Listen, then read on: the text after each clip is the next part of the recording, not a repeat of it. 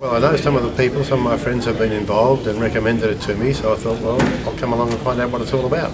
I came to a presentation and realised that this was a much more efficient way for me to learn about the share investments I had and whether they were good or not good and what to do with them. Well, I think the main reason was that I have investments and I wasn't sure that they were doing as well as I thought they ought to do, and I was really not well advised professionally, as it were, so I felt I needed to be better informed.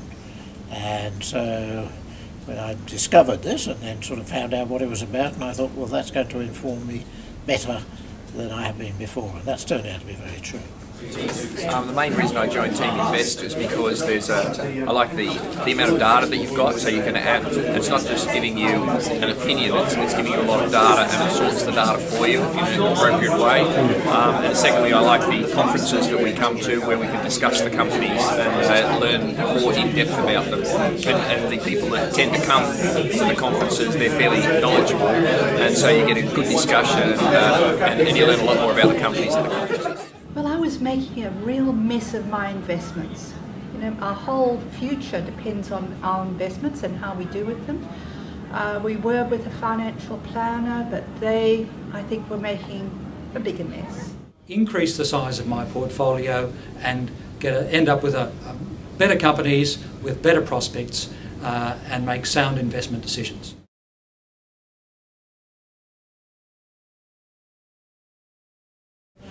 I've learned how to analyse companies much better, to go through them and get an understanding of what they're on about, and from that what I've been able to do is to cull the dross that I had in my portfolio, as it were, and I purchased some other shares. You certainly increase your knowledge on the companies. It helps you identify those companies that fit Buffett's criteria, and I find Buffett's criteria compelling, so it helps to identify those companies that do fit that criteria. And secondly, as I said, coming to the conferences, which is the knowledge you get out from coming to the conferences. One of the things is actually just the confidence to make decisions about not only what to buy, but what to sell. Just the information that I've been able to get from not only the other members, but the information that's available on the CI has given me that confidence. Perhaps it's the other thing is just a wealth of information. A much better understanding of the balance of investment. One thing I enjoyed about being a member, I was given a copy of the Warren Buffett book, Snowball, which I've really read a couple of times. I've really enjoyed that and learned a lot from it. And then putting that into practice by listening to people who have really researched the market. And I think I have a completely different attitude to investing before. Like in the past, I was just a passive owner of, my wife and I own our super fund. It's been there since 1992, never taken much notice of it. Just let it sit, and now I'm getting much more actively involved, and I'm looking forward to doing more of that in the future.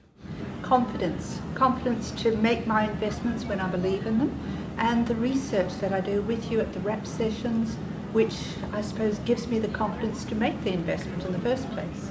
Valuation approach taken by Dr. John Price's model. It's been a significant input into me reshaping my approach to the valuation of shares.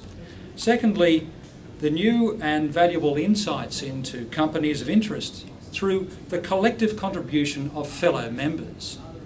Having a number of minds examine a particular company provides a leverage to one's own efforts and lays out a new, more robust perspective.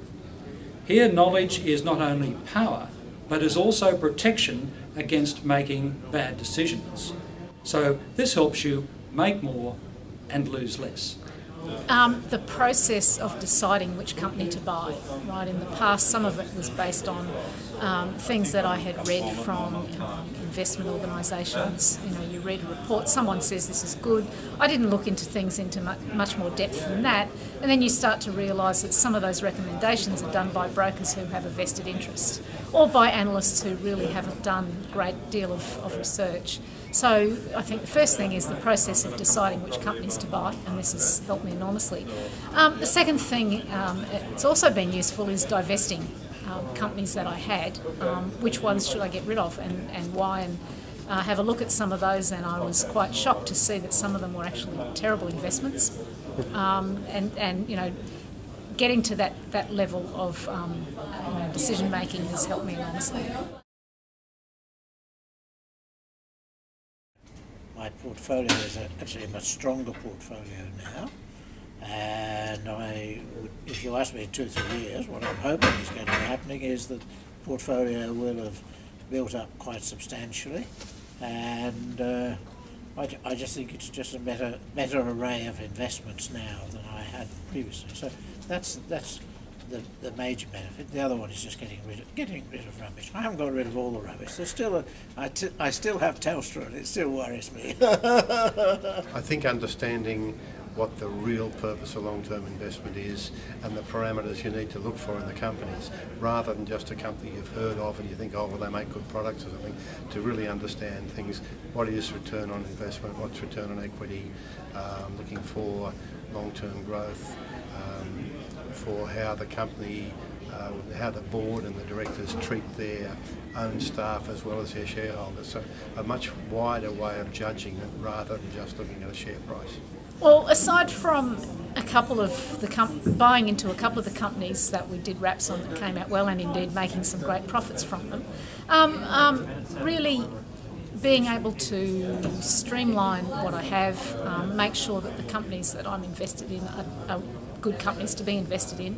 And I think in the longer term, the aim is that I should need to spend less time because I've got some sound businesses. It's certainly helped me identify companies when they're expensive or when they're not expensive. Putting a valuation on the company is very important. So instead of just buying a company at, even though it's a good company, working out what a fair value is to pay for the company. To help me over time reshape my own portfolio and get it into a better balance.